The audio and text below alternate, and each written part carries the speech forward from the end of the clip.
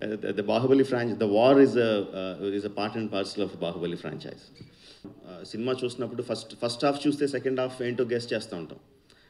యాక్చువల్గా ఇంకా movie buffs అయితే సినిమా స్టార్ట్ అయిన within 10-20 minutes they will be guessing what the second part is going to be.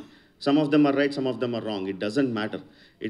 What matters is important విషయం ఏంటంటే దాన్ని ఎంత ఇంట్రెస్టింగ్గా చెప్తున్నాం అని మన expect. For example epics like Mahabharatam, Ramayanam లాంటి సినిమాలు తీస్తే మన కథ ఏంటో తెలుసు, but still we want to see the drama ఎంత అందంగా చెప్పామన్నది ఇంపార్టెంట్.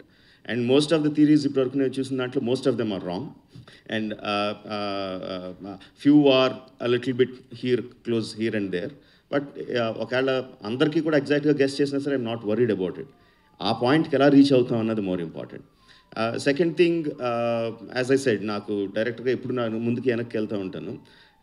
ట్రైలర్ కట్ చేసినప్పుడు కూడా కొంచెం టెన్షన్ ఉంటుంది అటు ఇటు వెళ్ళినప్పుడు. But when I see it as a whole, once the BGM comes, once పెద్దన బీజిఎం వచ్చిన తర్వాత నా ఎక్స్పెక్టేషన్ లెవెల్ కన్నా ఎక్కడికో దాటేసి వెళ్ళిపోయింది. He gives an extra twist. దానికి లైన్ దాటేసి పైకి వెళ్ళాల్సిన twist he will give it. So I'm more than happy about it. చాలా తక్కువ అండి. చాలాసార్లు ఇదే ప్రశ్నకి సమాధానం చెప్పాను. ఫస్ట్ బాహుబలి కథ సినిమా అయిపోయిన తర్వాత బాహుబలి పార్ట్ 2 తీయడం కాదండి, ఒక సింగిల్ స్టోరీ బిగినింగ్ నుంచి ఎండ్ వరకు ఒక సింగిల్ స్టోరీ. ఒక సినిమాలో దాన్ని మొత్తం తీయలేకపోతున్నాం కాబట్టి రెండు పార్ట్ల కింద విడదీసాం. సో మొత్తం అంతా ఒకటే కథ.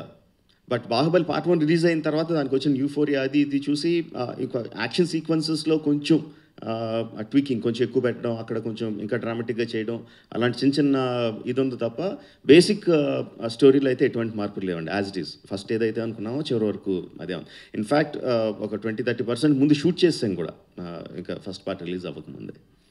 సో మాహిష్మతి నగరాన్ని ఆల్రెడీ టీవీలోనే వాటిలోనే చాలాసార్లు చూసాం. మళ్ళీ అన్నిసార్లు చూసినప్పుడు ఏదో మళ్ళీ కొత్తగా కనబడుతుంది. అంటే ఇందులో ఏమైనా మార్పులు ఉన్నాయండి మాహిష్మతిలో కూడాను? మాహిష్మతికి మార్పులు ఏం లేవండి. మాహిష్మతి అనేది చాలా పెద్ద రాజ్యం. మన ఫస్ట్ పార్ట్లో చూపించినప్పుడు మాహిష్మతిలో కొంత పార్టే చూసాం. సెకండ్ పార్ట్ వచ్చేసరికి ఇంకా మిగతా భాగాలు కూడా చూస్తున్నాం.